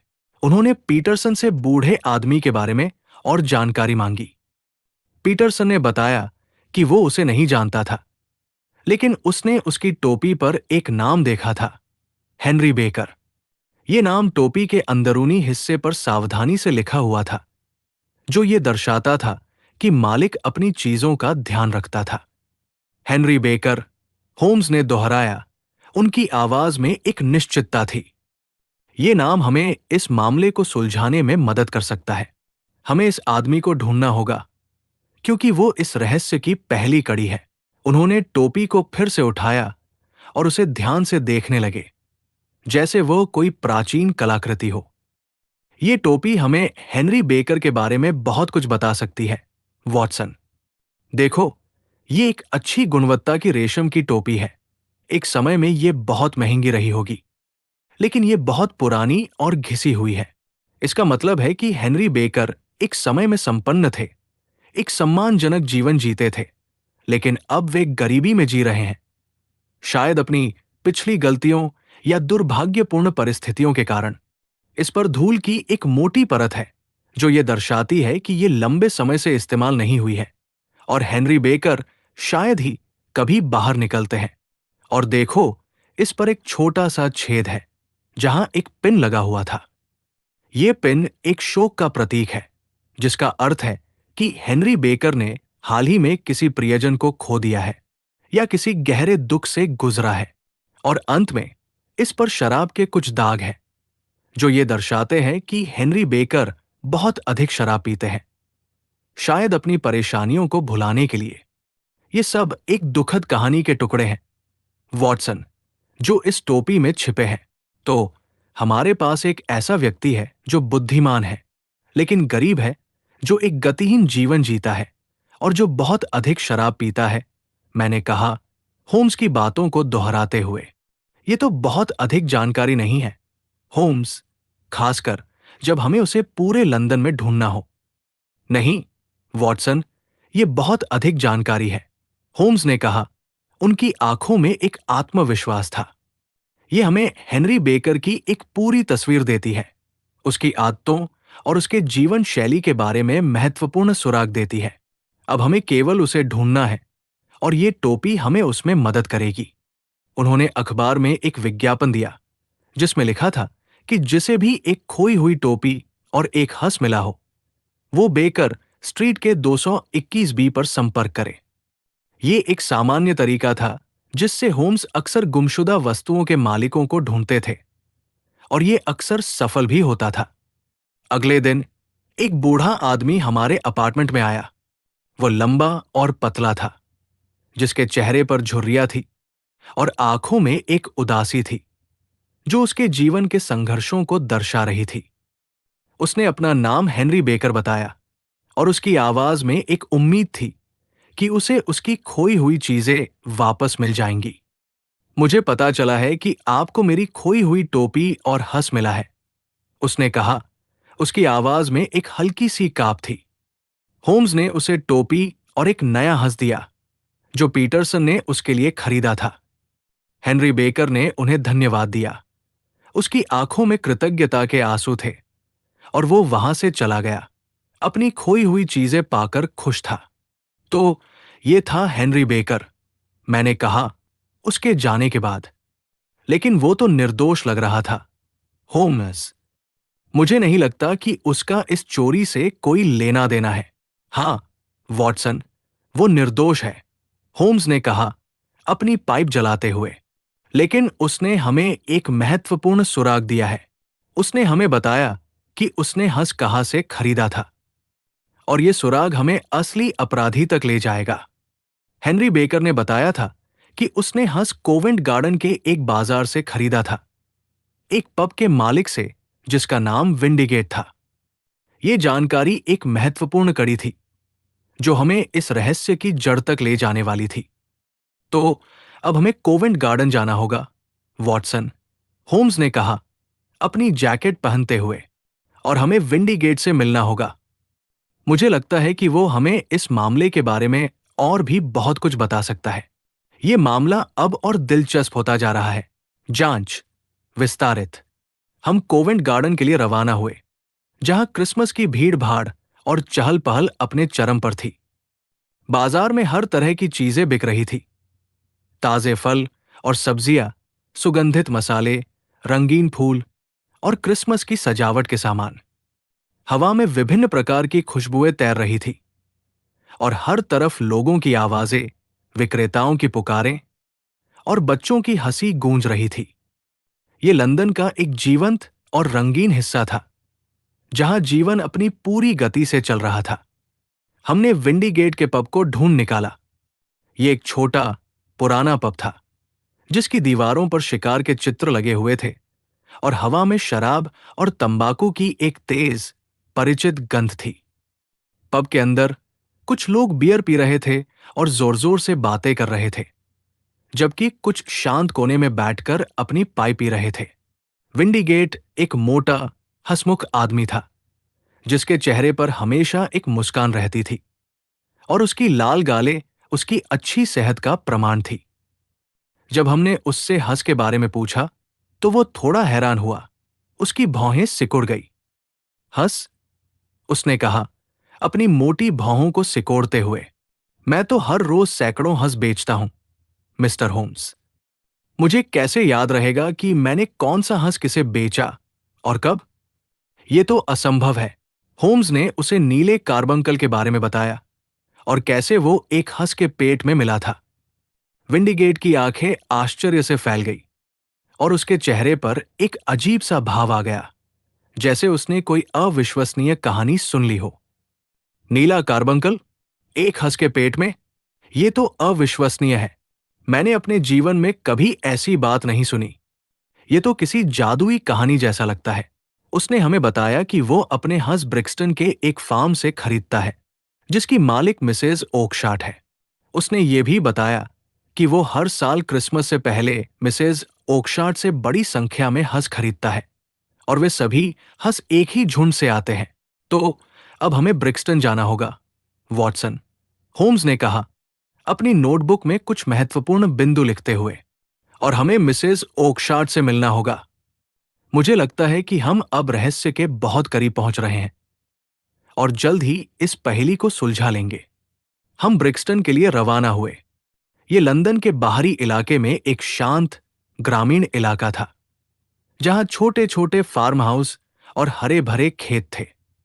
शहर की भीड़ भाड़ और शोरगुल से दूर यहां की हवा में एक अलग ही ताजगी थी और वातावरण में एक शांति थी। रास्ते में होम्स ने अपनी आदत के अनुसार आसपास के दृश्यों का बारीकी से अवलोकन किया। उन्होंने हर छोटे से छोटे विवरण पर ध्यान दिया। खेतों में काम करते किसान, सड़कों पर खेलते बच्चे और घरों की खिड़कियों से झांकती क्रिसमस की सजावट। उनके लिए हर चीज एक सुराग थी, एक पहेली का टुकड़ा जो बड़ी तस्वीर को पूरा करने में मदद करता था। देखो, वॉटसन, उन्होंने एक खेत की ओर इशारा करते हुए कहा, जहां कुछ हंस चल रहे थे। ये हंस अपनी चाल ढाल और व्यवहार से शहर के हंसों से अलग है। इनकी मांसपेशियां अधिक विकसित हैं और इनकी उड़ान अधिक शक्तिशाली है। यह दर्शाता है कि इन्हें खुले में पाला गया है, जहां इन्हें उड़ने और चरने की अधिक स्वतंत्रता मिली है। ये एक महत्वपूर्ण अवलोकन है, वॉटसन, जो हमें इस मामले की जड़ तक ले जाएगा। उनकी आवाज में एक अजीब सी संतुष्टि थी, जैसे उन्होंने एक और छोटे से रहस्य को सुलझा लिया हो। मैं उनकी अवलोकन क्षमता से हमेशा चकित रह जाता था। जहां मैं केवल एक खेत और कुछ हंस देखता था, वही होम्स एक पूरी कहानी पढ़ लेते थे। हंसों के पालन पोषण का तरीका, उनके मालिक की आर्थिक स्थिति और यहां तक कि उस इलाके की जलवायु भी। ये उनकी अद्वितीय प्रतिभा थी, जिसने उन्हें दुनिया के सबसे महान जासूसों में से एक बनाया था। मिसेज ओकशाट का फार्म हाउस एक छोटी सी पहाड़ी पर स्थित था, जहां से आसपास के हरे भरे खेतों का एक सुंदर दृश्य दिखाई देता था। फार्म हाउस के चारों ओर एक छोटा सा बाड़ा था, जिसमें कई हंस और मुर्गियां घूम रहे थे। हवा में ताजी घास और जानवरों की एक हल्की सी गंध थी, जो शहर की धुंध और धुएं से बिल्कुल अलग थी। ये एक शांत और सुखद जगह थी, जहां जीवन अपनी धीमी गति से चल रहा था। मिसेज ओकशाट एक बूढ़ी, मेहनती महिला थी, जो एक छोटे से फार्म हाउस में रहती थी और हंस पालने का काम करती थी। उनके चेहरे पर झुर्रियां थी, लेकिन उनकी आंखों में एक अजीब सी चमक थी, जो उनके जीवन के अनुभवों को दर्शाती थी। उन्होंने हमें अपने छोटे से बैठक कक्ष में बिठाया, जहां चिमनी में आग जल रही थी और दीवारों पर पुरानी पारिवारिक तस्वीरें लटकी हुई थी। कमरे में एक आरामदायक और घरेलू माहौल था, जो हमें शहर की भागदौड़ भरी जिंदगी से दूर एक शांत दुनिया में ले गया। जब हमने उनसे नीले कार्बंकल के बारे में पूछा, तो वे चौंक गई। नीला कार्बंकल? उन्होंने कहा, उनकी आवाज में आश्चर्य था। मुझे इसके बारे में कुछ नहीं पता। मैं तो बस हंस पालती हूं और उन्हें बेचती हूं। मेरा जीवन तो इन हंसों और खेतों के बीच ही बीत गया है। मैंने कभी किसी हीरे या जवाहरात के बारे में नहीं सोचा। ये तो किसी सपने जैसा लगता है। होम्स ने उन्हें पूरी कहानी बताई कि कैसे एक हंस के पेट में नीला कार्बंकल मिला और कैसे ये हंस उनके फार्म से आया था। उन्होंने मिसेज ओकशाट को धैर्यपूर्वक समझाया कि यह कोई आरोप नहीं था, बल्कि केवल तथ्यों को जोड़ने का एक प्रयास था, ताकि हम इस रहस्य को सुलझा सकें। मिसेज ओकशाट ने ध्यान से सुना। उनके चेहरे पर चिंता और आश्चर्य का मिलाजुला भाव था। यह तो बहुत ही अजीब बात है, उन्होंने कहा, अपनी आंखों को मलते हुए। मुझे समझ नहीं आ रहा कि ऐसा कैसे हो सकता है। मेरे फार्म पर तो कभी कोई ऐसी घटना नहीं हुई। ये तो किसी चमत्कार जैसा लगता है। होम्स ने उनसे उनके कर्मचारियों के बारे में पूछा। मिसेज ओकशार्ट ने बताया कि उनके पास एक कर्मचारी था जिसका नाम जेम्स राइडर था।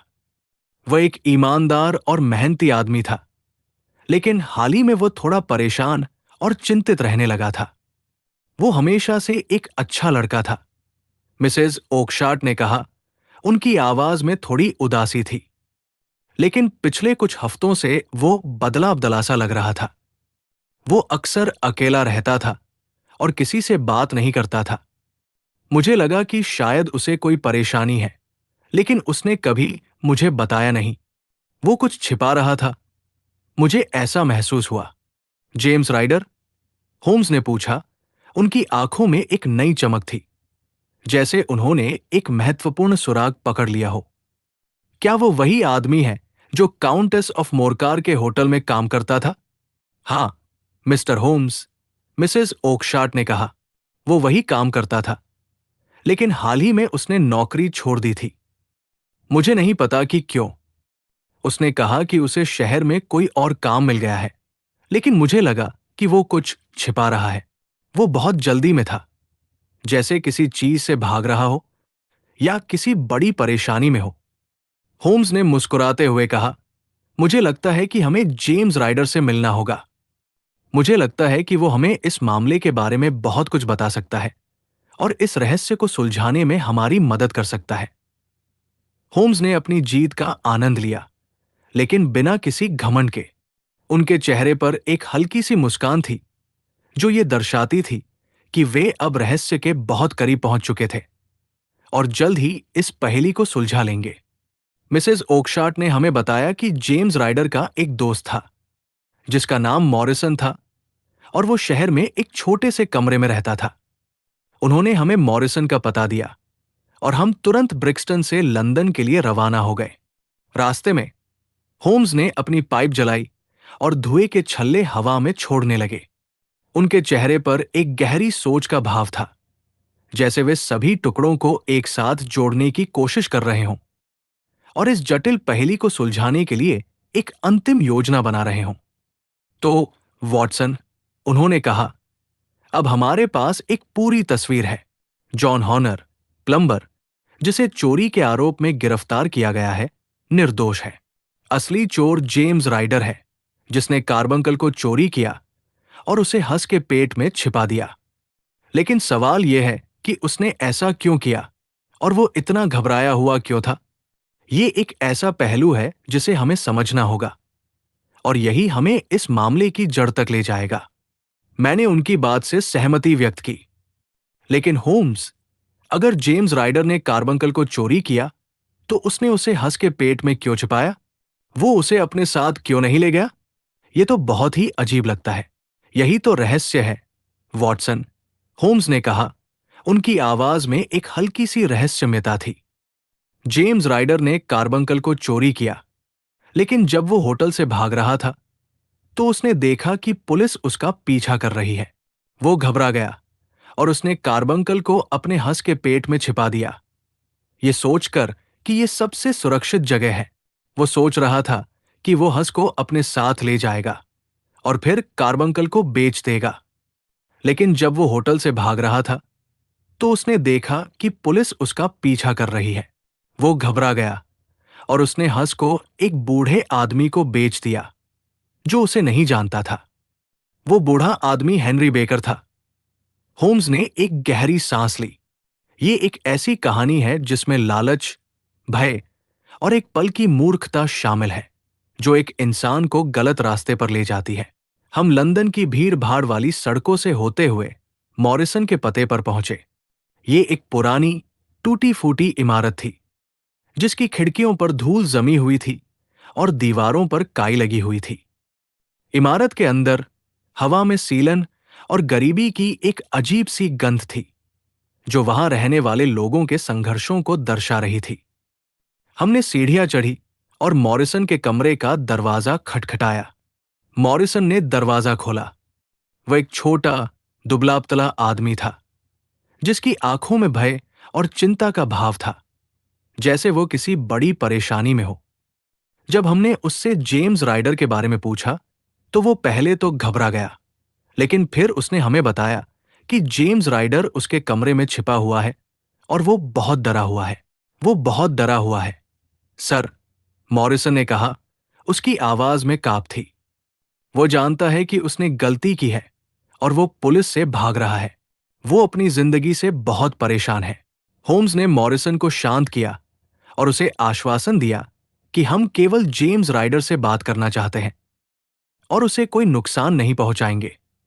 मॉरिसन ने हमें जेम्स राइडर के कमरे में ले गया, जहां एक गहरा रहस्य खुलने वाला था। रहस्य का खुलासा विस्तारित।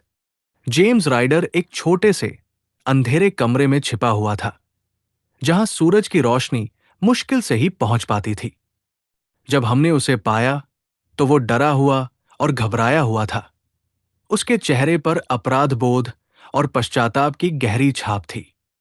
उसकी आंखें लाल थी, जैसे वो कई रातों से सोया न हो, और उसके बाल बिखरे हुए थे, जैसे उसने कई दिनों से कंघी न की हो। वो एक कोने में दुबका हुआ था, जैसे कोई घायल जानवर जो दुनिया से छिपाना चाहता हो। कमरे में एक अजीब सी उदासी और निराशा का माहौल था, जो जेम्स राइडर की मानसिक स्थिति को दर्शाता था। होम्स ने उसे ध्यान से देखा। उनकी आंखों में कोई क्रोध या घृणा नहीं थी, बल्कि एक गहरी समझ और करुणा थी, जैसे वे उसकी पीड़ा को महसूस कर रहे हों। जेम्स राइडर, होम्स ने अपनी शांत लेकिन दृढ़ आवाज में कहा, हमें पता है कि तुमने नीले कार्बंकल को चोरी किया है। हमें पता है कि तुमने उसे हंस के पेट में छिपाया था। और हमें पता है कि तुम अब बहुत पछता रहे हो और अपनी गलतियों को सुधारना चाहते हो। जेम्स राइडर ने पहले तो इनकार किया। उसकी आवाज में कांप थी। नहीं, सर, मैं नहीं जानता कि आप किस बारे में बात कर रहे हैं। मैंने कुछ नहीं किया। लेकिन उसकी आंखें, जो होम्स की पैनी नजरों से बच नहीं सकती थी, उसकी झूठ को उजागर कर रही थी। उसकी आंखों में भय और अपराधबोध साफ झलक रहा था। होम्स ने उसे सभी सबूत दिखाए। हेनरी बेकर की टोपी, हंस का टैग, मिसेज ओकशार्ट का बयान और मिस्टर ब्रेकिनरिज की गवाही। उन्होंने एक एक करके सभी टुकड़ों को जोड़ा और जेम्स राइडर के सामने एक पूरी तस्वीर पेश की, जिसे वो अब और छिपा नहीं सकता था। जैसे जैसे होम्स अपनी बात कहते गए, जेम्स राइडर का प्रतिरोध कम होता गया। उसके चेहरे पर भय और अपराध बोध का भाव गहराता गया और उसकी आंखों में आंसू भर आए। अंततः वो टूट गया। उसने रोते हुए अपना अपराध कबूल कर लिया। उसकी आवाज में एक गहरी पीड़ा थी, जैसे कोई अपनी आत्मा के बोझ को हल्का कर रहा हो। हां, सर, मैंने किया, उसने सिसकते हुए कहा। मैंने नीले कार्बंकल को चोरी किया। मैं जानता हूं कि मैंने गलती की है। मैं इसके लिए बहुत शर्मिंदा हूं और मैं अपनी गलतियों को सुधारना चाहता हूं। उसके आंसू उसके गालों पर बह रहे थे और उसके शरीर में एक अजीब सी कांप थी, जैसे वह किसी गहरे सदमे से गुजर रहा हो। उसने बताया कि वो काउंटेस ऑफ मोरकार के होटल में काम करता था। वहां उसकी दोस्ती काउंटेस की नौकरानी कैथरीन कुसैक से हो गई थी। कैथरीन एक लालची और महत्वाकांक्षी महिला थी, जिसने उसे कार्बंकल चोरी करने के लिए उकसाया था। उसने जेम्स राइडर को बताया कि कार्बंकल बहुत कीमती है और अगर वे उसे बेच दें तो वे अमीर बन सकते हैं और एक नया जीवन शुरू कर सकते हैं, जहां उन्हें कभी किसी चीज की कमी नहीं होगी। जेम्स राइडर, जो पैसों की तंगी से जूझ रहा था और एक बेहतर जीवन की तलाश में था, लालच में आ गया। उसने सोचा कि ये उसके लिए एक मौका है अपनी गरीबी से बाहर निकलने का और एक नया जीवन शुरू करने का। उसने कैथरीन के साथ मिलकर एक योजना बनाई। कैथरीन ने उसे बताया कि कार्बंकल कहाँ रखा है और उसने उसे चोरी करने का तरीका बताया, ताकि कोई उसे पकड़ न सके। मैंने कभी नहीं सोचा था कि ये इतना मुश्किल होगा, जेम्स राइडर ने कहा। उसकी आवाज में निराशा थी। मैंने कार्बंकल को चोरी किया और जब मैं होटल से भाग रहा था तो मैंने देखा कि पुलिस मेरा पीछा कर रही है। मैं घबरा गया और मैंने कार्बंकल को अपने हंस के पेट में छिपा दिया, ये सोचकर कि ये सबसे सुरक्षित जगह है। मैं सोच रहा था कि मैं हंस को अपने साथ ले जाऊंगा और फिर कार्बंकल को बेच दूंगा। लेकिन जब मैं होटल से भाग रहा था तो मैंने देखा कि पुलिस मेरा पीछा कर रही है। मैं घबरा गया और मैंने हंस को एक बूढ़े आदमी को बेच दिया जो उसे नहीं जानता था। वो बूढ़ा आदमी हेनरी बेकर था। उसकी आवाज में एक गहरी पीड़ा थी, जैसे वो अपनी पूरी कहानी को फिर से जी रहा हो। उसने बताया कि कैसे उसने हेनरी बेकर को हंस बेचा और कैसे वो पुलिस से बचकर भागा। उसने ये भी बताया कि कैसे वो कई दिनों से छिपा हुआ था, भय और अपराध बोध से ग्रस्त था। मैं हर रात सो नहीं पाता था। सर, उसने कहा, मुझे हर पल डर लगता था कि पुलिस मुझे पकड़ लेगी। मैंने अपनी जिंदगी बर्बाद कर दी है और मुझे नहीं पता कि मैं अब क्या करूं। होम्स ने उसे ध्यान से सुना। उनके चेहरे पर एक गहरी सोच का भाव था। उन्होंने जेम्स राइडर की कहानी में छिपी मानवीय पीड़ा को समझा।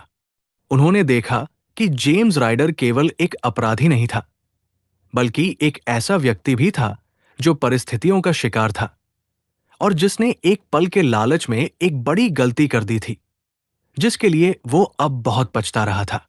जेम्स राइडर, होम्स ने कहा, तुमने एक गंभीर अपराध किया है, लेकिन मुझे लगता है कि तुम अपने अपराध के लिए बहुत पछता रहे हो और मुझे लगता है कि तुम्हें एक मौका मिलना चाहिए, एक नया जीवन शुरू करने का मौका।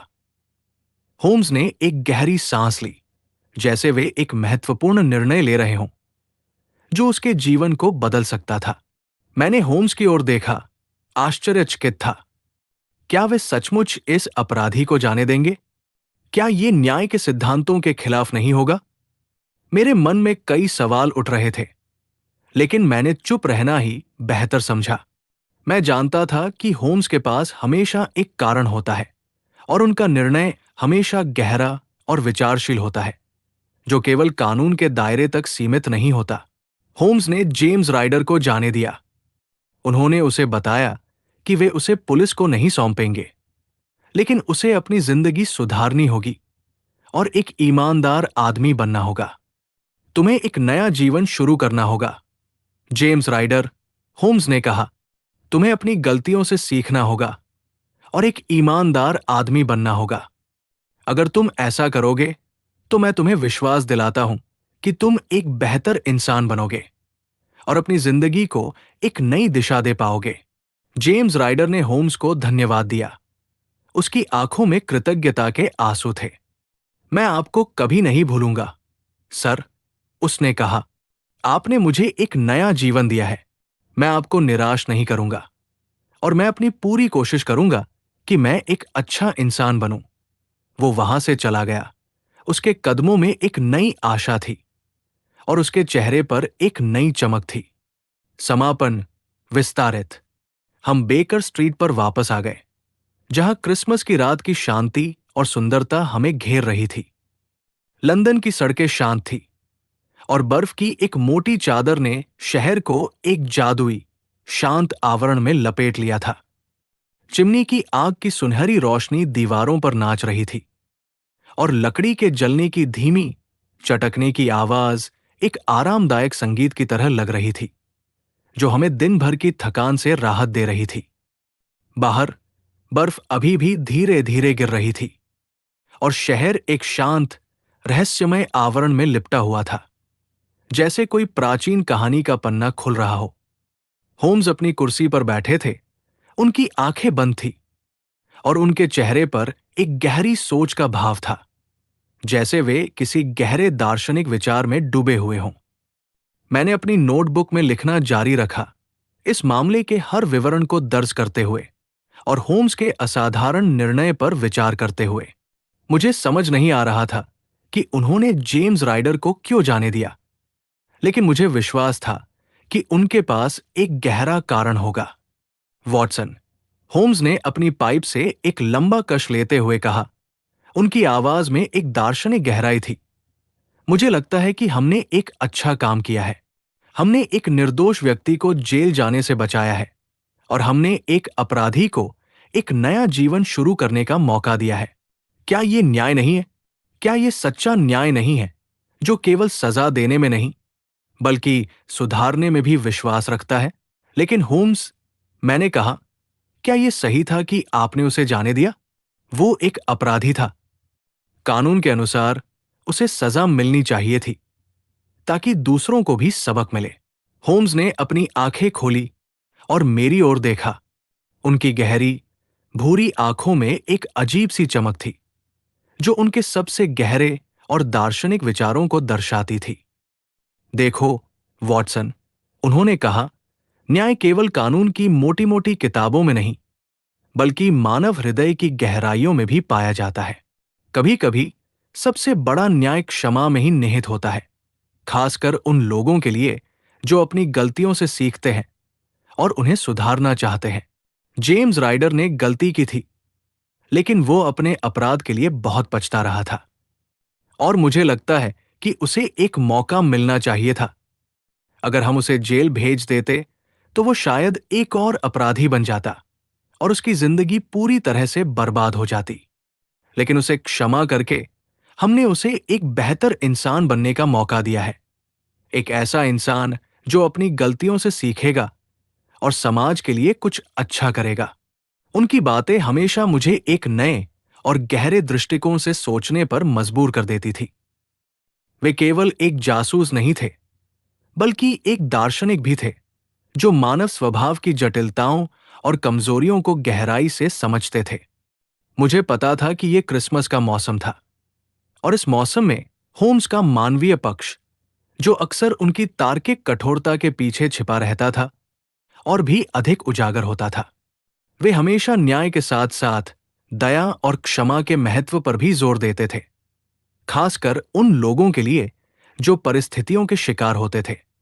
उनकी कठोर बाहरी परत के नीचे एक संवेदनशील हृदय धड़कता था जो मानव पीड़ा को समझता था और हमेशा दूसरों की मदद करने के लिए तैयार रहता था। सोचो, वॉटसन, होम्स ने अपनी पाइप को एक तरफ रखते हुए कहा, अगर हम हर अपराधी को केवल सजा देते रहें तो क्या हम कभी अपराध को पूरी तरह से खत्म कर पाएंगे? मुझे नहीं लगता। अपराध को खत्म करने के लिए हमें उसके मूल कारणों को समझना होगा। गरीबी, लालच, भय और निराशा। और हमें उन लोगों को भी मौका देना होगा जो अपनी गलतियों से सीखना चाहते हैं और एक नया जीवन शुरू करना चाहते हैं। ये केवल सजा देने से नहीं होगा, बल्कि समझ और करुणा से होगा। मैंने अपनी नोटबुक में फिर से लिखना शुरू किया, इस बार होम्स के शब्दों को अपने विचारों में शामिल करते हुए। मुझे एक अजीब सा एहसास हो रहा था कि यह मामला, जो अभी तक हमारे सामने आया भी नहीं था, मेरे लिए एक महत्वपूर्ण सबक लेकर आएगा। और मैं, हमेशा की तरह, उस सबक को सीखने के लिए पूरी तरह से तैयार था। लंदन की सर्द हवा में एक नए रहस्य की आहट थी और मैं जानता था कि होम्स उसे सुलझाने के लिए अपनी पूरी क्षमता लगा देंगे, न केवल अपने दिमाग से बल्कि अपने दिल से भी। ये कहानी, नीले कार्बंकल का रहस्य, केवल एक चोरी और उसकी जांच की कहानी नहीं थी। ये मानव स्वभाव की जटिलताओं, लालच, पश्चाताप और अंततः क्षमा की कहानी थी। यह हमें सिखाती है कि कभी-कभी सबसे बड़ा न्याय कानून की कठोरता में नहीं, बल्कि मानवीय करुणा और समझ में निहित होता है। होम्स ने इस मामले में न केवल एक चोर को पकड़ा, बल्कि एक आत्मा को भी बचाया, उसे एक नया जीवन शुरू करने का मौका दिया। और यही शायद उनकी सबसे बड़ी जीत थी। एक ऐसी जीत जो किसी भी कानूनी जीत से कहीं अधिक महत्वपूर्ण थी। लंदन की सर्द रातों में जब बर्फ धीरे धीरे गिरती है और शहर एक शांत, रहस्यमय आवरण में लिपट जाता है, तो मुझे अक्सर उस क्रिसमस की रात की याद आती है। मुझे याद आता है होम्स का शांत चेहरा, उनकी पाइप से उठता धुआं और उनकी गहरी, दार्शनिक बातें। और मुझे याद आता है वो नीला कार्बंकल जो एक छोटे से हंस के पेट में छिपा हुआ था और जिसने हमें मानव हृदय की गहराइयों में छिपे रहस्यों और सच्चाइयों से परिचित कराया। ये एक ऐसी कहानी थी जो हमेशा मेरे साथ रहेगी। एक ऐसी कहानी जो मुझे हमेशा याद दिलाएगी कि दुनिया में न्याय और दया दोनों का अपना महत्व है, और ये भी कि कभी कभी सबसे अंधेरे कोनों में भी आशा की एक किरण छिपी होती है जो हमें सही रास्ते पर ले जाती है। ये कहानी हमें ये भी सिखाती है कि कैसे छोटी छोटी घटनाएं, जैसे एक खोई हुई टोपी और एक हंस, एक बड़े रहस्य को उजागर कर सकती है। होम्स की अवलोकन क्षमता और तार्किक सोच ने उन्हें उन सुरागों को जोड़ने में मदद की जिन्हें कोई और नहीं देख पाता। उन्होंने न केवल अपराध को सुलझाया, बल्कि उसके पीछे के मानवीय पहलुओं को भी समझा। उन्होंने जेम्स राइडर के लालच और भय को समझा और उसे क्षमा करने का निर्णय लिया, ये जानते हुए कि पश्चाताप ही सबसे बड़ी सजा है और सच्चा सुधार अंदर से आता है। इस मामले ने मुझे वॉटसन को, होम्स की प्रतिभा और उनके मानवीय पक्ष को और भी गहराई से समझने का मौका दिया। मैंने देखा कि कैसे वे केवल तथ्यों और सबूतों पर ही नहीं, बल्कि मानव स्वभाव की जटिलताओं पर भी ध्यान देते थे। उनकी न्याय की अवधारणा केवल कानून के दायरे तक सीमित नहीं थी, बल्कि उसमें दया और करुणा का भी समावेश था। ये एक ऐसा अनुभव था जिसने मेरी सोच को बदल दिया और मुझे ये सिखाया कि दुनिया उतनी सीधी नहीं है जितनी दिखती है और हर कहानी के कई पहलू होते हैं जिन्हें हमें समझना चाहिए। क्रिसमस की भावना, जो आमतौर पर खुशी और उत्सव से जुड़ी होती है, इस मामले में एक अलग ही रूप में सामने आई। ये क्षमा, समझ और नए सिरे से शुरुआत करने की भावना थी। जेम्स राइडर को एक नया मौका मिला और जॉन हॉनर, जो निर्दोष था, को न्याय मिला। ये सब होम्स की असाधारण बुद्धि और उनके मानवीय दृष्टिकोण के कारण संभव हुआ।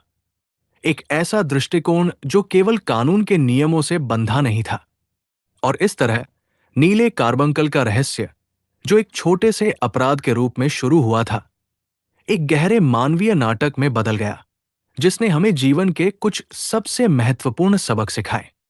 ये कहानी हमेशा मेरे दिल में एक विशेष स्थान रखेगी, क्योंकि इसने मुझे शर्लॉक होम्स की महानता और उनके अद्वितीय चरित्र को और भी करीब से जानने का अवसर दिया। एक ऐसा चरित्र जो केवल एक जासूस का नहीं, बल्कि एक महान मानवतावादी का था। होम्स की यह दार्शनिक सोच केवल इस मामले तक सीमित नहीं थी। वे अक्सर जीवन के बड़े सवालों पर विचार करते थे और उनकी हर जांच केवल एक पहेली को सुलझाना नहीं होती थी, बल्कि मानव अस्तित्व के गहरे अर्थों को समझना भी होता था। वे जानते थे कि कानून और व्यवस्था केवल समाज के बाहरी ढांचे को बनाए रख सकते हैं, लेकिन सच्ची शांति और सद्भाव तभी आ सकता है जब लोग एक दूसरे को समझें और क्षमा करें और एक दूसरे के प्रति दयालु हों। उस रात, जब लंदन की सर्द हवा खिड़की के शीशों से टकरा रही थी और चिमनी की आग की लपटें धीमी हो रही थी, मैंने महसूस किया कि होम्स ने मुझे केवल एक जासूसी मामले का साक्षी नहीं बनाया था, बल्कि जीवन के एक गहरे सत्य से भी परिचित कराया था। उन्होंने मुझे सिखाया कि न्याय केवल सजा देने में नहीं, बल्कि सुधारने में भी है, और ये कि हर इंसान, चाहे उसने कितनी भी बड़ी गलती क्यों न की हो, एक दूसरे मौके का हकदार होता है, अगर वो अपनी गलतियों से सीखना चाहता है। ये विचार मेरे मन में गहराई तक उतर गया। मैंने अपनी नोटबुक बंद की और होम्स की ओर देखा, जो अब गहरी नींद में थे। उनके चेहरे पर एक शांत और संतुष्ट भाव था, जैसे उन्होंने दुनिया के एक और रहस्य को सुलझा लिया हो और एक और आत्मा को शांति प्रदान की हो जो भटक रही थी। अगली सुबह, जब सूरज की किरणें खिड़की से कमरे में झांक रही थी और लंदन की सड़कें फिर से जीवन से भर रही थी, मैंने महसूस किया कि मैं एक नए व्यक्ति के रूप में जागा था। नीले कार्बंकल का रहस्य मेरे लिए केवल एक कहानी नहीं थी, बल्कि एक अनुभव था जिसने मुझे बदल दिया था। ये एक ऐसी कहानी थी जो मुझे हमेशा याद दिलाएगी कि शर्लॉक होम्स केवल एक जासूस नहीं थे, बल्कि एक महान मानवतावादी भी थे, जो अपनी अद्वितीय बुद्धि और गहरी करुणा से दुनिया को एक बेहतर जगह बनाने का प्रयास करते थे। एक ऐसी जगह जहां न्याय और दया दोनों का महत्व हो। और इस तरह क्रिसमस के उस मौसम में, जब दुनिया उत्सव और खुशियों में डूबी थी, हमने एक ऐसा मामला सुलझाया जिसने हमें जीवन के कुछ सबसे महत्वपूर्ण सबक सिखाए। ये एक ऐसी कहानी थी जो हमेशा मेरे साथ रहेगी। एक ऐसी कहानी जो मुझे हमेशा याद दिलाएगी कि दुनिया में न्याय और दया दोनों का अपना महत्व है, और ये भी कि कभी कभी सबसे अंधेरे कोनों में भी आशा की एक किरण छिपी होती है जो हमें सही रास्ते पर ले जाती है।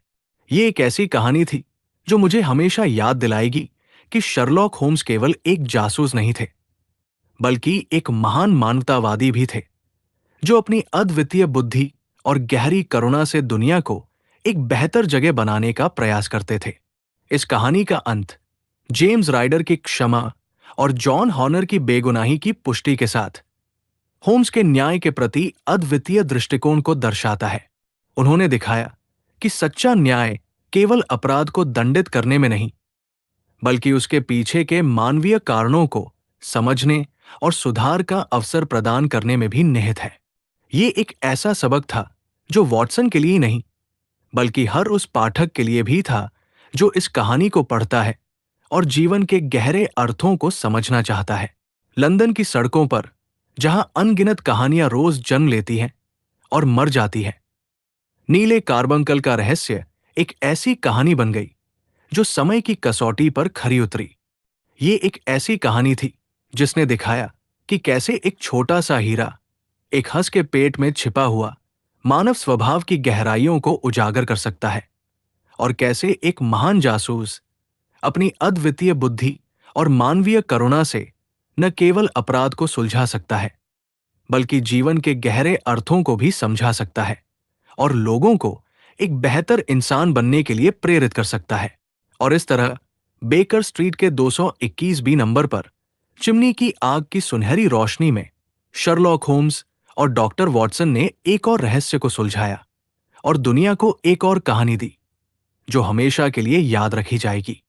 ये कहानी हमें हमेशा याद दिलाएगी कि न्याय, दया और क्षमा, ये तीनों ही मानव समाज के आधार स्तंभ हैं, और इनके बिना कोई भी समाज सच्चा और स्थायी नहीं हो सकता।